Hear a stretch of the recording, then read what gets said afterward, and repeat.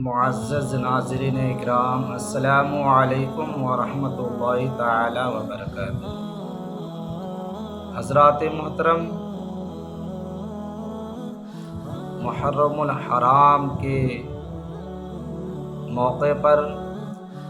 یوم عاشوراء کے موقع پر جب عاشقان حسین اپنی مجالس کا انعقاد کرتے ہیں تو کچھ بدعقیدہ اور بدبخت لوگ اعتراض کرتے ہیں، کیوں ذکر کرتے ہو؟ میں آج اسی مناسبت سے کچھ بات کرنا چاہتا ہوں۔ پہلے امام عالی مقام کے بارگاہ اقدس میں خراج عقیدت پیش کرنے کی سعادت حاصل کر رہا ہوں، توجہ فرمائیں۔ شاعر کہتا ہے، کلمہ توحید ہے تیری شہادت اے حسین، کلمہ توحید ہے تیری شہادت اے حسین، تو نہ ہوتا تو نہ رہ جاتی صداقت اے حسین، تو نہ ہوتا تو نہ رہ جاتی صداقت اے حسین، تیری قربانی نے زندہ کر دیا اسلام کو، تیری قربانی نے زندہ کر دیا اسلام کو، وہ رہے گا ابد تیری بدولت اے حسین، وہ رہے گا تیری بدولت، وہ رہے گا ابد تیری بدولت اے حسین، طالبان منزل امن و سکون کے واسطے، طالبان منزل امن و سکون کے واسطے تیری قربانی ہوئی ہے شمع ہدایت اے حسین، تیری قربانی ہوئی ہے شمع ہدایت اے حسین۔ ملت اسلام کو ملتا ہے ایک درس حیات، ملت اسلام کو ملتا ہے ایک درس حیات، کیسے بھولے ہم تیرا یوم شہادت اے حسین، کیسے بھولے ہم تیری شہادت کو اے حسین۔ احتمال آنے کا ہے پھر سے یزید کا دور، احتمال آنے کا ہے پھر سے یزید کا دور، پھر جہان نو کو ہے تیری ضرورت اے حسین، پھر جہان نو کو ہے تیری ضرورت اے حسین۔ حال میرا کچھ بھی ہو، حال میرا کچھ بھی ہو، میرا عقیدہ ہے یہی، حال میرا کچھ بھی ہو، میرا عقیدہ ہے یہی، بخشوائے گی مجھے تیری محبت اے حسین، بخشوائے گی مجھے تیری محبت اے حسین۔ حضرات محترم، کچھ بدبخت لوگ اعتراض کرتے ہیں کہ مجالس محرم کیوں کرتے ہو؟ آئیے آج میں آپ کو مجالس محرم کے کچھ فائدے گنواتا ہوں۔ مجالس محرم سے کئی فائدے حاصل ہوتے ہیں۔ اول یہ ہے کہ حدیث شریف میں ہے، عند ذکر صالحین تنزل الرحمہ، عند ذکر صالحین تنزل الرحمہ، جس کا معنی یہ ہے کہ صالحین کے ذکر کے وقت رحمت الہی کا نزول ہوتا ہے۔ اور ذرا اندازہ لگائے کہ صالحین کے ذکر کے وقت جب رحمت کا نزول ہوتا ہے تو جو صالحین کے امام اور پیشوا ہو، ان کے ذکر کے وقت تو کثیر رحمتیں نازل ہوں گی۔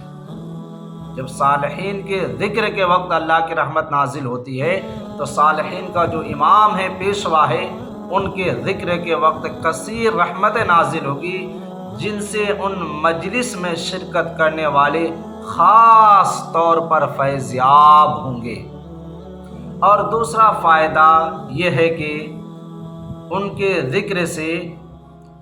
ان کے ذکر کو سن کر اللہ کے محبوب سرور کائنات صلی اللہ تعالی علیہ وسلم کی محبت، ان کی اطاعت و فرما برداری کا جذبہ دل میں پیدا ہو۔ اور تیسرا فائدہ یہ ہے کہ حضرت امام حسین رضی اللہ تعالی عنہ کا تذکرہ دین و مذہب کی حرمت کے لیے، ان کی بقا کے لیے، ان کی تحفظ کے لیے، حرمت کو قائم رکھنے کے لیے میدان میں نکلنا اور اعلاء کلمت الحق کرنا، طرح طرح کی مصیبتوں کو برداشت کرنا، صبر تحمل کا دامن مضبوط ہاتھوں سے تھامے رہنا، مضبوط ہاتھوں سے تھامے رہنا، 3 دن کا بھوکا پیاسا رہنے کے باوجود، چھوٹے چھوٹے بچوں کو بھوک اور پیاس سے روتے اور بلکنے کے باوجود حق کی حمایت کرنا، ظالم کے سامنے نہ جھکنا، عزیز و اقارب اپنے بیٹے بھتیجے اور بھانجے کی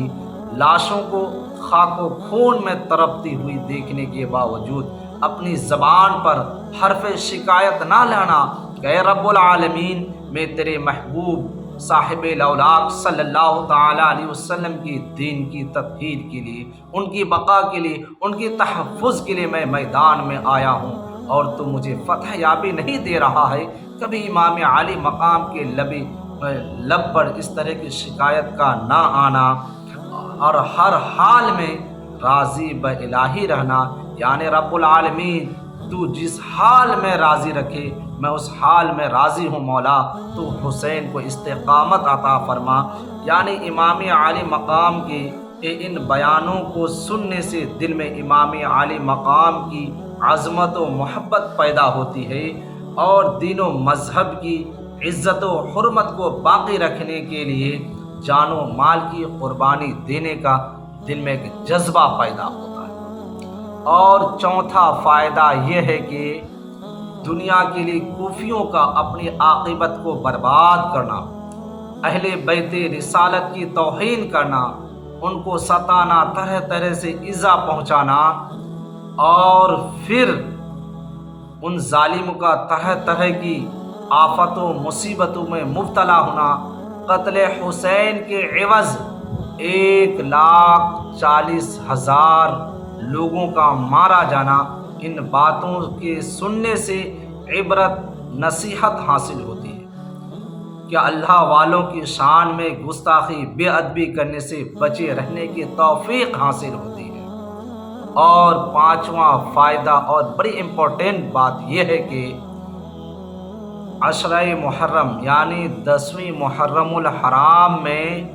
امام سے جھوٹی محبت کا دعویٰ کرنے والے نے جو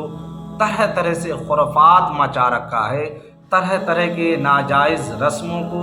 جائز قرار دیا ہے، ان مجلسوں کی برکت سے ان میں شامل ہونے سے بچے رہنا، یہ بھی ایک بہت بڑی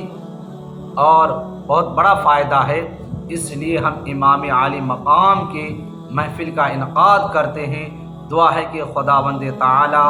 آپ کو اور ہم کو ہر سال مجالس محرم منعقد کرنے اور بزرگوں کا ذکر جمیل سننے اور سنانے، ان سے عبرت حاصل کرنے کی توفیق بخشے۔ اللہ تبارک و تعالیٰ سے دعا ہے کہ مولا سننے سے زیادہ عمل کی توفیق عطا فرمائیں۔ وآخر دعوانا ان الحمد للہ رب العالمین۔ السلام علیکم ورحمۃ اللہ تعالیٰ وبرکاتہ۔